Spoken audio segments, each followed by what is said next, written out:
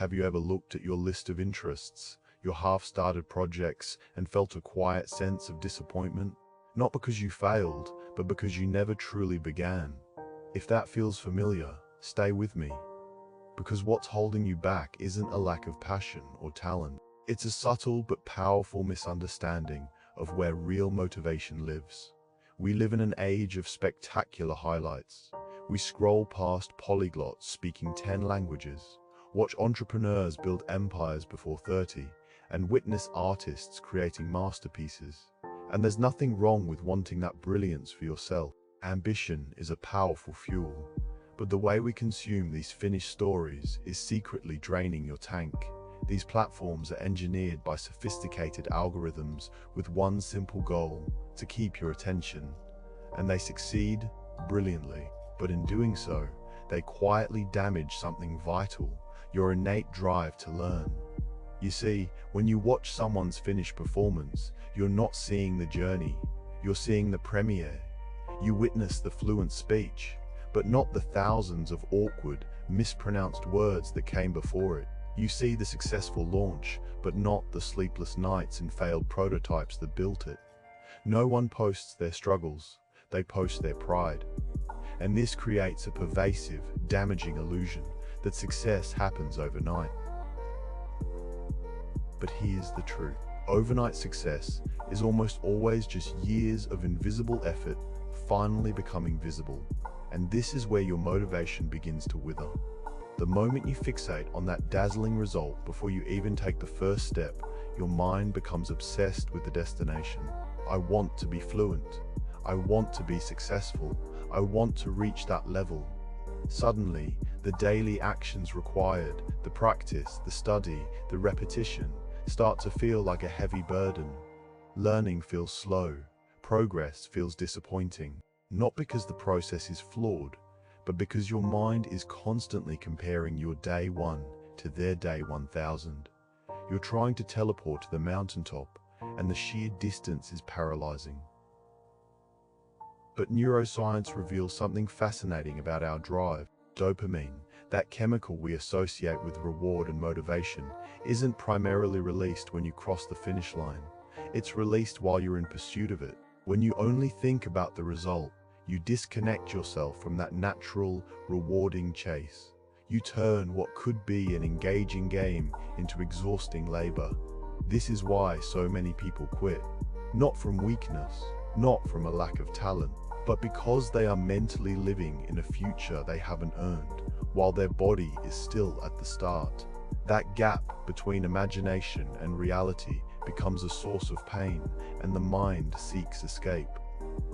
There's an ancient wisdom that says we suffer more in imagination than in reality. Think about that. Your mind imagines the vast canyon between where you are and where you want to be, and that imagined weight becomes heavier than the actual work. So you hesitate, you stall. The solution, however, is deceptively simple.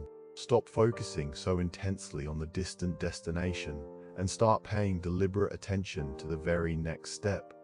Every skill you admire was built through thousands of small, uncelebrated actions, not in a single breakthrough moment, but through consistent effort that nobody noticed at the time.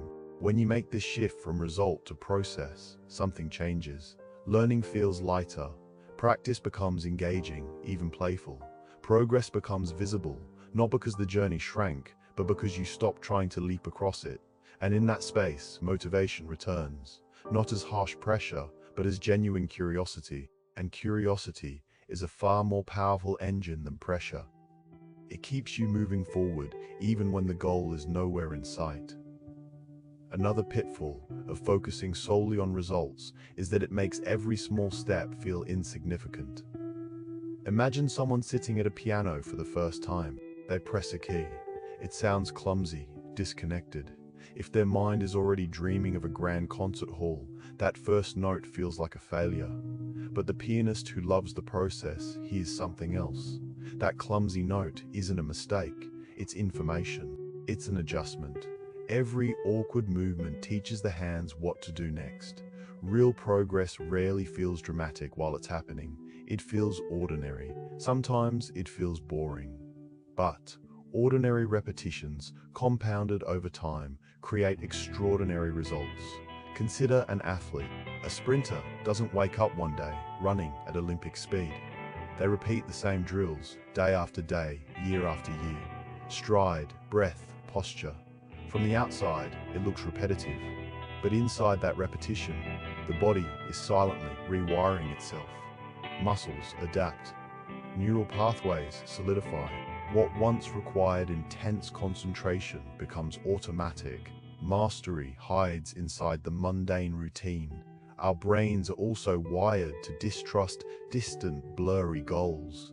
When an outcome feels far away, the mind often dismisses it as unrealistic, not because it is, but because the path is unclear. This is why breaking your pursuit into tiny, clear actions is so powerful. You wouldn't look at a mountain and try to jump to the summit. You'd find the trail and take one step, then another. One handhold, one ridge. The summit isn't reached in a leap. It's reached step by step. Your goals are the same. They've studied for a month and can only muster simple sentences. They compare themselves to fluent speakers and feel like failures. But fluency doesn't grow like a firework. It grows like a tree. First, roots develop underground. Nothing is visible. Then, a tiny shoot. Then leaves, branches. Years later, it's strong and full. But if you dug up the seed every week to check on it, you'd kill it. Patience isn't just a virtue in the process. It gizzes the process. There's a deeper psychological trap here too. When you chase results too aggressively, you start tying your self-worth to outcomes. Succeed, and you feel valuable. Stumble, and you feel inadequate.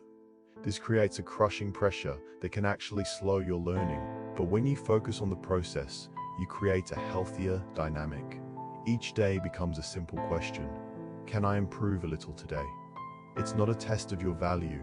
It's an opportunity for growth. Your effort becomes the measure, not the final score. Think of a master craftsperson carving a piece of furniture. They don't rush for the final product. They feel the grain of the wood. They mind the pressure of the tool. They align each joint with care. If they rushed for the result, the structure would be weak. But by attending to the craft itself, strength and beauty emerge naturally. The same is true for building a life. Precision in your small, daily actions creates stability in your larger outcomes. Reaching a goal is a moment in time, but the person you become during the pursuit, that's permanent. Imagine someone who trains their body consistently for years. The discipline they forged, the resilience they built, the strength they earned, that remains long after.